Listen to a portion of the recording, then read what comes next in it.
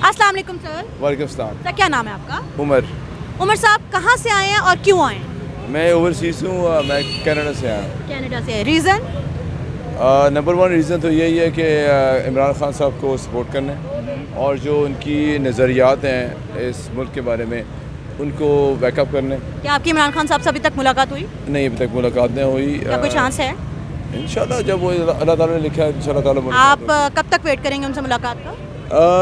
Wait करने का क्या है, जब अल्लाह ताला ने लिखा तब होगा तो इंशाल्लाह। सर सवाल करना चाहती हूँ क्योंकि आप सिंस फॉलोअर ऑफ पीटीआई हैं, अभी हाल ही में खान साहब ने 21 कैंडिडेट्स को जो है वो टिकट दिए हैं अपने इलेक्शन के लिए, लेकिन फिर उन्हीं 21 कैंडिडेट से टिकट्स वापस लेके किसी और को यानी कि रिवर्स कर दिया गया उस फैसले को। इस बारे में आप क्या कहेंगे? इसमें मैं यही कहूँगा कि इसमें ज़रूर कोई इंफॉर्मेशन मिली होगी जिसमें किस तरह की इंफॉर्मेशन? मेरा जाती ख्याल है इसमें ऐसी कोई इन्फॉर्मेशन मिली होगी। जा बेटा, क्या हाल चाल आपका, ठीक हो? अच्छा, तो ज़रूर जो है ना मेरिट पे टिकट से देनी चाहिए। तो अगर आपको लग रहा है कि जो पहले 21 कैंडिडेट्स को जो टिकट दी गई हैं क्या वो मेरिट पे दी गई हैं? मुझे अगर आप ज़्यादा दें तो इसमें ज़रूर कोई इन्फॉर्मेशन ऐसी दी गई होगी। मैं अपनी ज़ाती राय दे रहा हूँ, इसमें कोई ज़रूरी नहीं है कि उसी को सच माना जाए। मेरी ज़ाती राय है कि ऑफ कोर्स कोई वजह होगी जिसकी वजह से उसको, क्योंकि हमारी पीटीआई की कोशिश यही रही है कि एक तो जो पढ़े लिखे हैं, जो काबिल हैं और मेरिट पे इनको टिकट्स दी जाए।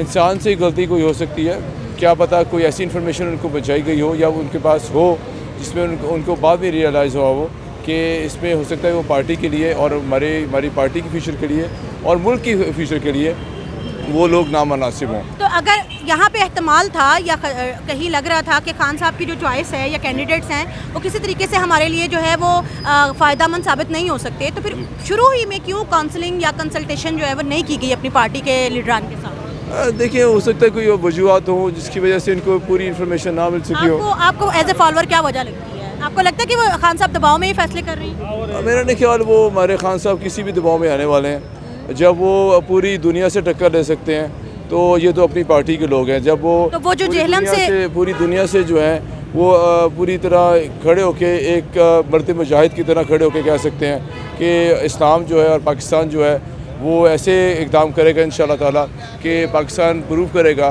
कि हम वाकई में इस्लाम के खिला हैं और हम जो है एक पाकिस्तान जो है वो इस्लामी दुनिया को लीड करने वाला है और एक तरह का किला सही मायनों में साबित होगा इंशाअल्लाह। सर, जो जेहलम के आपके कैंडिडेट थे उन्होंने इल्ज़ाम लगाया था कि हमें टिकट इसलिए नहीं दिया गया क्योंकि खान साहब के ऊपर दबाव है और दबाव की वजह से जो है वो उन कैंडिडेट्स को टिकट दिए जा रहे हैं जो कि कहीं ना कहीं नेपोटिज्म हो रही है। इस बारे में आप क्या कहेंगे? ये इल्ज़ाम लगाने वाले जो होते हैं ना, इल्ज़ाम लगाते रहें। वो आपके पीटीआई के वर्कर रह चुके हैं। हो सकता है इल्ज़ाम जिसने लगाना लगाएं, लेकिन I think we should also look at the facts.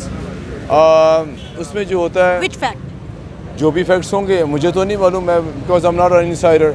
मैं तो एज अ वर्कर यहाँ पर खड़ा हूँ। मेरा जो मकसद यहाँ पर आने का है मेरा यही है कि जो पहले जिनको टिकट्स मिली हुई हैं, जिन्होंने कोई काम नहीं किया गया और जिनका मेरिट पे उन्होंने कोई काम नहीं किया। आप उनकी बात कर रहे हैं जो अभी 21 जिनको वापस किए हैं? मैं इन जनरल बात कर रहा हूँ। और अगर वो 21 वही हैं जिन्होंने वाकई काम नहीं किया हुआ, we have to look at the facts कि अगर उनका हो सकता है कोई ऐसी फाइल को उन्होंने रिव्यू की हो या किसी लोकल बंदे ने ऐसी कोई इन्फॉर्मेशन प्रोवाइड की हो जिसकी वजह से वो इस एनालिसिस से पहुँचे हैं कि जो फैसला किया गया था वो हो सकता है उन्हें they have to review it. तो आपको लगता है कि खान साहब गलत फैसले कर रहे हैं दबाव की वजह से? मुझे उनको फिर रिव्यू करना पड़ रहा है? कोई मेरा ख्याल ऐसा दबाव नहीं है क्योंकि हमारे खान नहीं, क्या वो गलत फैसला कर रहे हैं?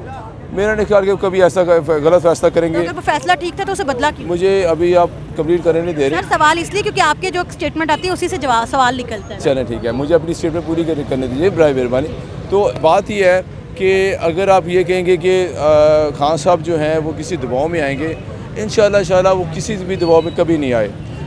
वो he stands always for the जो है ना उसकी जो असूल पसंदी है उस पर खड़े होते हैं और सच के साथ खड़े होते हैं और हमेशा हक़ की बात करते हैं। अगर कोई ऐसी सर, यहाँ प्रेजिंग की बात नहीं हो रही, यहाँ ग्राउंड फैक्ट्स की बात हो रही है। अगर उनके फैसले ठीक हैं तो फिर वो बदल क्यों रहे हैं, और अगर वो ठीक नहीं हैं तो आपको नहीं लगता कि इन फैसलों को बदलने से पीटीआई को आने वाले इंतखाबात में किसी तरह की प्रॉब्लम का सामना करना पड़ सकता है? ये ग्राउंड रियलिटी की बेस के पर बात करें। होने को तो कुछ भी हो सकता है, लेकिन हमें ये देखना fact of the matter is कि अगर कोई डिसीजन जो ये चेंज की गई है, क्योंकि मुझे उसकी डिटेल नहीं पता कि क्यों किस फैक्ट्स पे की गई है, वो सारे की सारी इन्फॉर्मेशन जो है वो इंटरनल है और इंटरनल ही रखी जानी चाहिए। No we should be intervening कि क्या वजूहत हैं और इसको आपको प्रोवोक करना और किसी तरह भी किसी चीज़ को कि क्यों हुआ, कैसे हुआ, हो गया। It's just the matter of the with in the internal party system. You think कि क्वेश्चन करना प्रोवोक करना होता है? क्वेश्चंस करने चाहिए, लेकिन उसकी लेकिन जब हम जिस भी बंदे के पास जाके सवाल करते हैं कहते हैं आप लोग प्रोवोक कर रहे हैं, हम कैसे प्रोवोक करते हैं मीडिया वाले? कोई लॉजिक रीजनिंग भी होनी चाहिए। तो यही तो सवाल करने हैं कि अगर ये फैसले ठीक हैं तो बदले क्यों जा रहे हैं, और अगर ये अब वाले ठीक हैं तो ये जो एकदम से बदलाव आया है आने वाले इंतखाबात में आपको इसका क्या असर दिखाई देता है इलेक्शन पे? मुझे कोई ऐसा कोई नेगेटिव असर दिखाई नहीं देता।